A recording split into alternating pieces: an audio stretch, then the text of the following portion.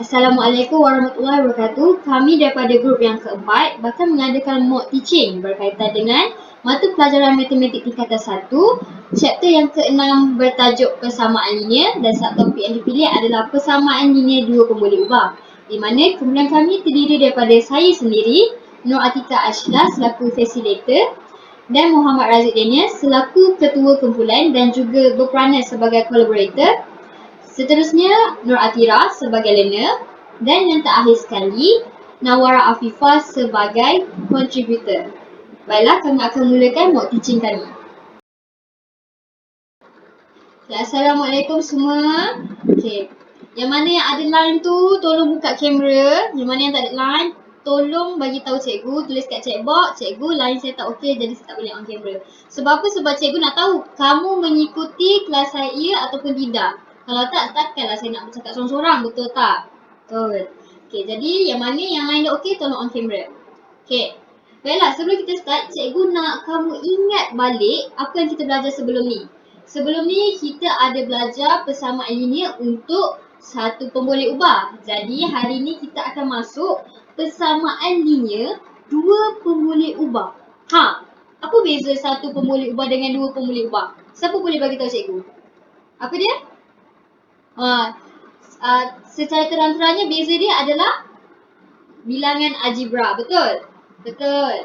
Jadi kalau untuk satu pemboleh ubah, kamu hanya perlu cari satu sahaja nilai algebra. Tapi bila dua pemboleh ubah bermaksud kamu perlu cari dua nilai. Jadi huruf algebra tu tak semestinya X dan Y. Dia boleh jadi A, B, P, Q, T, U, R, S bergantung kepada kamu nak labelkan algebra apa. Okay, jadi objektif pembelajaran kita pada hari ini adalah kamu akan mengenal pasti persamaan linear dalam dua pemboleh ubah dan menghuraikan ciri-ciri persamaan. Yelah, kamu kena tahu dulu apa bentuk persamaan linear ni. Macam mana ciri-ciri dia supaya kamu tak keliru.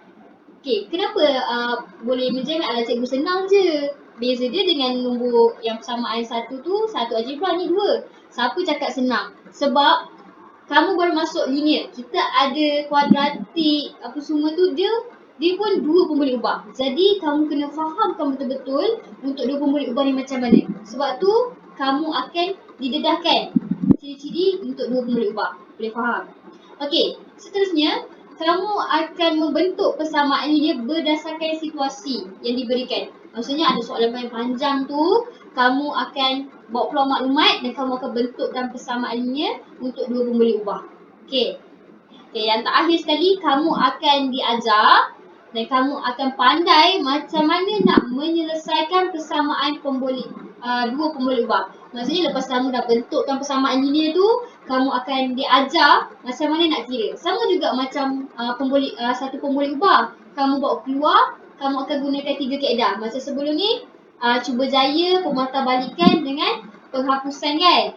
Okey, cikgu tak suggest kamu untuk guna kaedah cuba jaya. Sebab apa? Untuk dua pemboleh ubah ni, kalau soalan tu nilai dia kecil, maka senang kamu nak anggarkan. Kamu boleh masukkan berapa-berapa yang kemungkinan dapat jawapan yang itu. Tapi untuk dua ni, cikgu tak suggest sebab nilai dia boleh jadi beribu-ribu, beratus.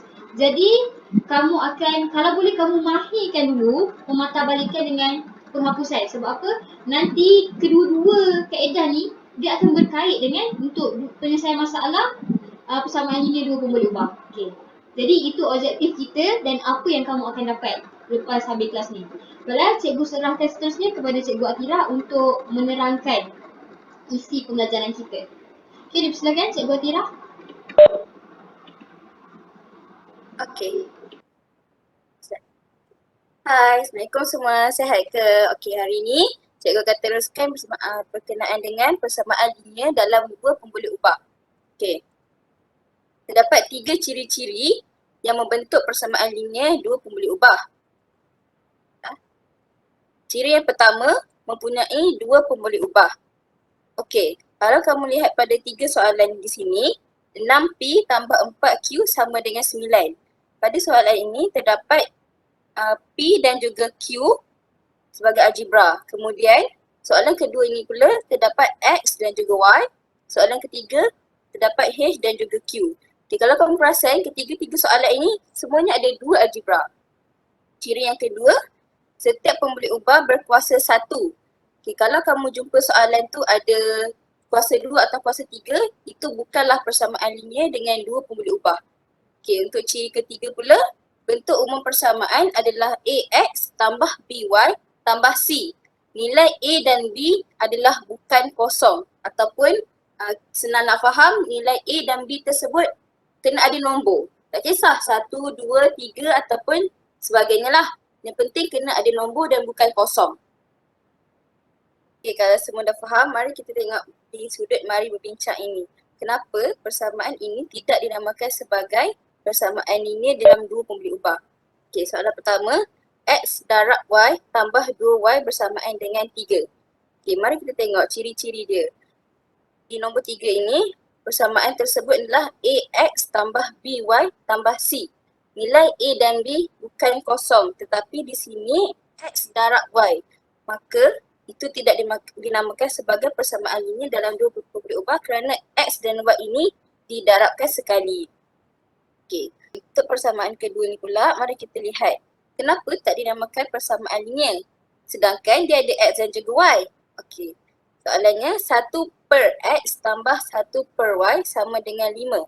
Kalau kita tengok 1 per X ini sebenarnya adalah X kuasa negatif 1. Okey, ciri-ciri persamaan linear dalam dua pembuli ubah yang kedua menyatakan setiap pembuli ubah hendaklah berkuasa 1. Apabila berkuasa negatif 1, maka dia bukanlah persamaan linear dalam dua pembuli ubah. Okey, faham semua? Baiklah, seterusnya saya akan serahkan kepada Cikgu Nawarah. Persilakan.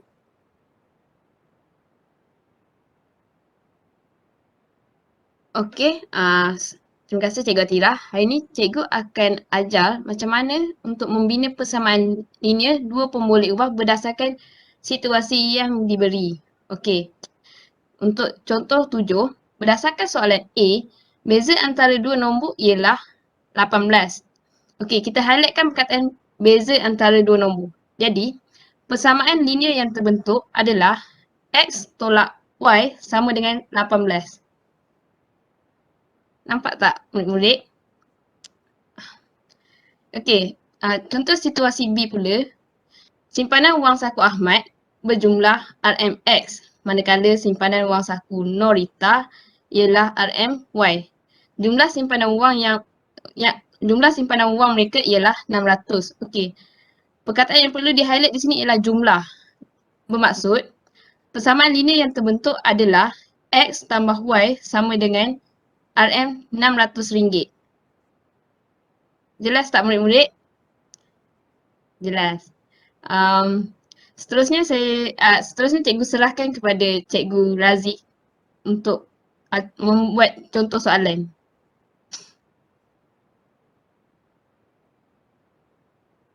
Baiklah murid-murid, sebentar tadi awak telah belajar cara untuk mengeluarkan persamaan linear daripada pernyataan atau situasi.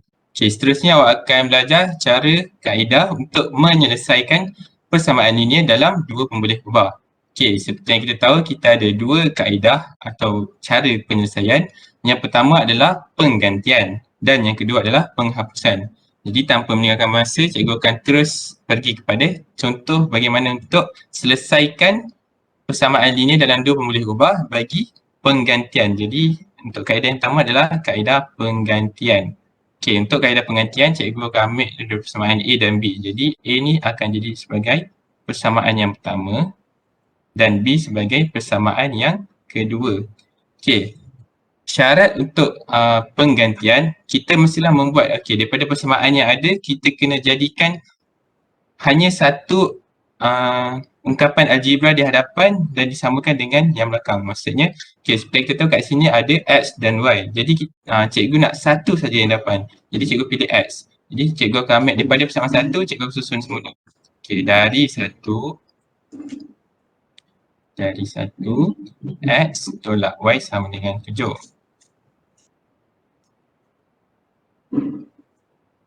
Jadi cikgu akan pindahkan supaya X sahaja di hadapan. So, X sama dengan 7 tambah Y. Jadi, ini akan menjadi persamaan baharu ataupun persamaan yang ketiga. Setelah kita dapat persamaan yang baharu ni, kita akan gantikan. Jadi, gantikan persamaan yang kita baru dapat ini ke dalam persamaan yang kedua. Kedua yang mana? Yang B ni. Sebab yang kita dapat persamaan 3 daripada 1. Jadi kita kena masukkan persamaan yang baru ni ke dalam persamaan kedua. Jadi caranya, tulis balik persamaan kedua. Y sama dengan 1 tolak 2X. Jadi macam mana nak ganti? Y sama dengan 1 tolak 2 kurungan besar. X ni daripada persamaan ketiga tadi kita dapat X sama dengan 7Y. Jadi 7Y kita ganti dekat X di sini. 7 tambah Y. And then kita akan selesaikan macam biasa. Bila ada kurungan kita akan kembangkan. Negatif 2 darab 7, negatif 14. And then negatif 2 darab Y, negatif 2Y.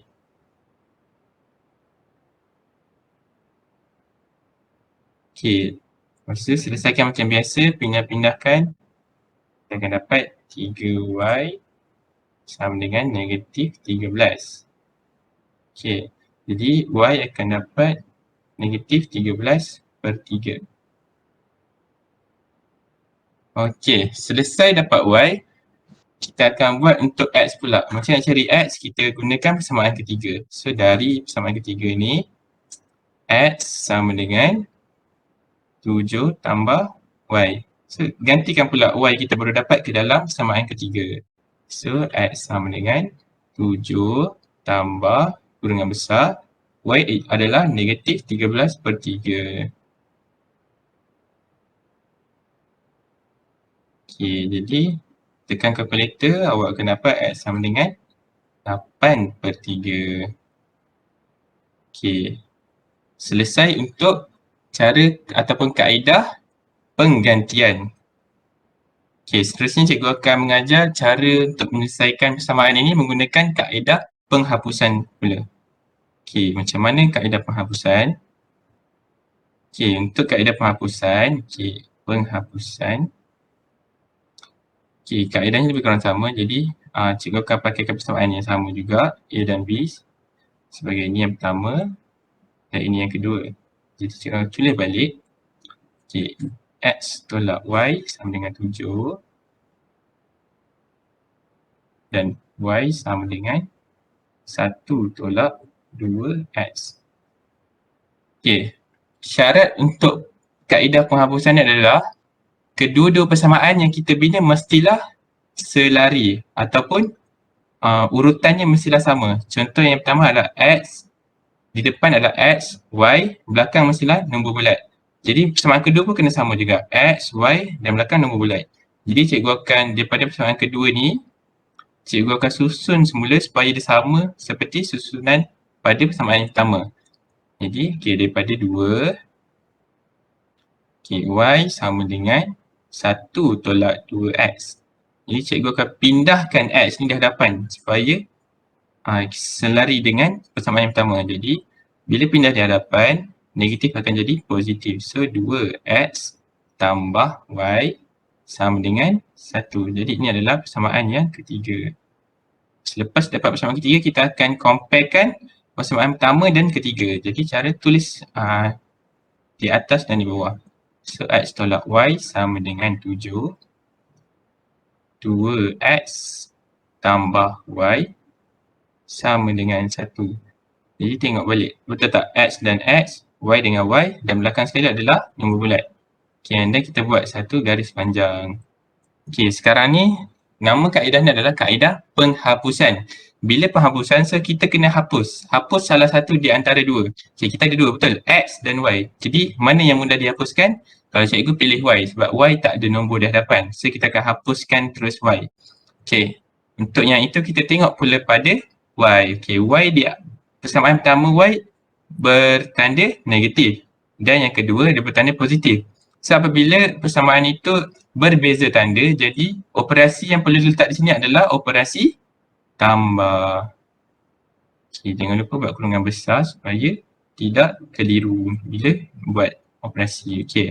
And then awak akan selesaikan macam biasa. Jadi X tambah 2X dapat 3X. Negatif Y tambah positif Y. Jadi habis terus. Jadi dia akan kosong. Lepas tu sama dengan 7 tambah 1 akan dapat 8. Jadi selesaikan macam biasa, awak pindah, dapatlah X sama dengan 8/3. Okey, dah siap ke? Belum, kita cari pula Y. Okey, untuk Y kita buat cara penggantian pula. Kita ambil daripada persamaan yang kedua ni. Okey, Y sama dengan 1 tolak 2X. Jadi X kita dah dapat tadi, kita akan ganti balik X yang kita baru dapat. Y sama dengan 1 tolak 2 kurungan 8/3. Awak tekan kalkulator, awak akan dapat Y sama dengan negatif 13/3. Jadi bila awak compare balik cara penghapusan dan penggantian, jawapan X dan Y awak mesti akan sama. Walaupun kaedah berbeza tapi jawapan akhir mestilah sama. Jadi itu ikut kepada kreativiti dan pemahaman murid sendiri macam mana awak nak selesaikan soalan tu. Ikut kepada mana yang awak rasa mudah. Boleh buat guna penggantian dan boleh buat secara penghapusan. Okey, itu sahaja daripada saya. Okay, sekian, terima kasih. Jadi berdasarkan apa yang cikgu keempat-empat ketiga-tiga yang cikgu kamu terangkan, kamu boleh dapat tak? Jadi beza dia dengan yang pemboleh ubah yang pertama ada 3. Yang untuk 2 pemboleh ubah ada 2. Tadi cikgu Razif ajar penghapusan dengan kaedah penggantian. Jadi kamu boleh pilih atas keselesaan kamu yang macam mana yang kamu nak. Okey. Cikgu boleh kena aplikasi dekat NMAT? Boleh. Untuk NMAT nanti, kita dah start NMAT lah. NMAT tu nanti tingkatan 4 nanti. Akan ada, sebab ini adalah basic. Basic yang hari ni cikgu ajar, kamu akan guna dekat pelbagai bidang. Kamu akan guna dekat mechanical, kamu akan guna dekat solid, static, NMAT, apa-apa yang melibatkan maths ataupun subjek lain, kamu akan menggunakan persamaan linear serentak ni. Bergantung kepada situasi soalan. Jadi ini hari yang cikgu ajar ni, ini adalah basic. Kamu kena kuasai dulu. Okey, lepas ni kita akan perbanyakkan latihan lah untuk kamu mudah faham lagi. Jadi itu sahaja daripada saya. Cikgu Razif, Nawa, Atira ada apa-apa nak tambah? Setakat ni tak ada. Okey, jadi tamatlah kelas kita pada hari ni. Semua boleh bergerak boleh masuk link Webex untuk subjek lain lah. Okey, itu sahaja daripada kami berempat. Bye-bye.